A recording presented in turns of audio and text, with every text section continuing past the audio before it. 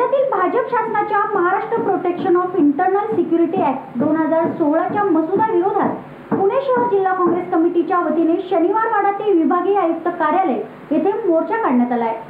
पुणे शहर जिल्हा काँग्रेस कमिटीच्या वतीने राज्यातील भारतीय जनता पक्षाच्या शासनाच्या Maharashtra protection of international security act 2016च्या मसुद्याविरोधात शनिवार वाडा ते विभागीय आयुक्त कार्यालयावर मोर्चा काढण्यात आलाय। राज्यातील भाजप सरकार हे हुकुमशाही हिटलरशाही पद्धतीने वागतायत। डॉक्टर बाबासाहेब आंबेडकरांनी लिहिलेल्या संविधानाची पायमल्ली करून ती बदलण्याचा प्रयत्न सुरू आहे। व्यक्ती स्वातंत्र्यावर गदा आणण्याचं काम ही सरकार करतंय। लोकशाहीत नागरिकांचा आवाज दाबण्याचं काम सरकार करतंय, असं मत शहराध्यक्ष रमेश बागवे यांनी व्यक्त केलंय। या राज्यातील जे भाजप सरकार आहे ते हुकुमशाही हिटलरशाही पद्धतीने वागायला लागलेले आहे।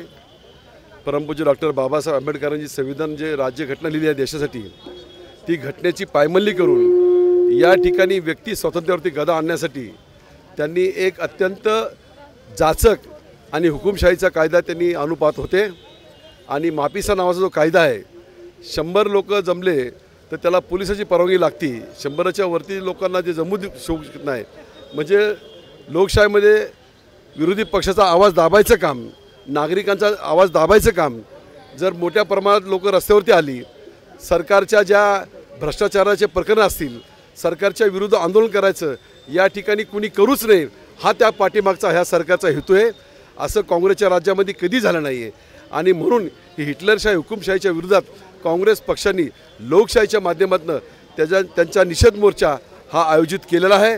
आणि लोकांना त्यांचा खरा चेहरा जो मनोवादी विचाराचा, RSSच्या विचाराचा, संविधानाला न मानता फक्त RSSच्या विचारानेच ह्या देशातला कारभार चालवावा, अशा तऱ्हेने या ठिकाणी देशातील राज्यातील सामाजिक सलोखा उद्ध्वस्त करायचं काम हे भाजप सरकार करते। त्याचा निषेध करण्यासाठी आम्ही सर्व लोकशाहीच्या माध्यमातून आमच्या सर्व आजी माजी आमदार, नगरसेवक, सर्व पदाधिकारी, सर्व फ्रंटलचे अध्यक्ष, युवक अध्यक्ष, NSUI, सर्व महिला काँग्रेस आणि सर्व प्रमुख नेते मंडळी या ठिकाणी तीव्र निषेध म्हणून त्यांचा ह्या ठिकाणी आम्ही निषेध मोर्चा आयोजित केलेला आहे। एक नंबरचं खोटं बोलणारा पक्ष, लोकांची फसवणूक करणारा पक्ष, लोकांची दिशाभूल करणारा पक्ष, या ठिकाणी 15 लाखापासून तर अनेक असे आश्वासन होते, ते निवडणुकीच्या अगोदर वेगळं बोलतात आणि निवडणुकीनंतर वेगळी भूमिका असते। कथनी आणि करणीमध्ये त्याचा फार फरक आहे। कामगार, व्यापारी, शेतकरी, मागासवर्गीय, अल्पसंख्याक, ख्रिश्चन कोणता वर्ग ह्या ठिकाणी हताश नाही आहे, सर्व वर्ग हताश झालेले आहेत। आता तर ह्या आज पाहिलं पेपरला की 3.5 आणि 2.5 रुपये पेट्रोल डिझेलचे भाव वाढलेत। आंतरराष्ट्रीय बाजारपेठेमध्ये बॅरलचे भाव कमी आहे। काँग्रेसच्या वेळेला त्या ठिकाणी $110 भाव होता, आता 36 ते 38 पर डॉलरचा भाव आहे। आणि म्हणून ह्या ठिकाणी जेव्हा कच्च्या तेलाचे भाव कमी असताना डिझेल आणि पेट्रोलचे भाव कमी झाले पाहिजे, उलट ते भाव जास्ती वाढलेत। आता ते भाव वाढले की महागाई वाढणार। पहिले डाळीचा भाव या ठिकाणी किती झाला आमच्या महिलांना विचारा। पालेभाज्या वाढल्यात, पालेभाज्याचे भाव वाढलेत, दुधाचे भाव वाढल्यात।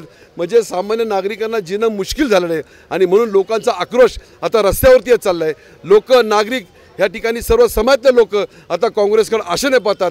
राज्य करावं तर काँग्रेसच करावं, देश चालवा तर काँग्रेसच चालवला। आता ही भूमिका लोकांना पटू लागली।